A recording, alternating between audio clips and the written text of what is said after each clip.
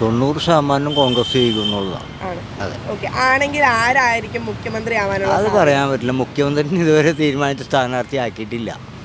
അത് പാർട്ടി തീരുമാനിക്കും. ഓക്കെ.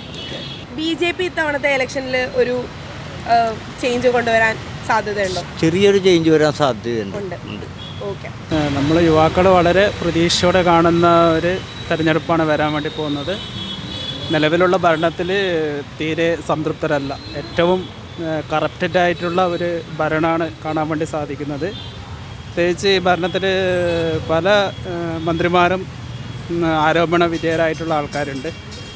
അപ്പോൾ സ്വാഭാവികമായിട്ടും അത് ഉദ്യോഗസ്ഥ തലത്തിൽ ബ്യൂറോക്രാറ്റിക്കിന് അവിടെയും അഴിമതിയുണ്ട്.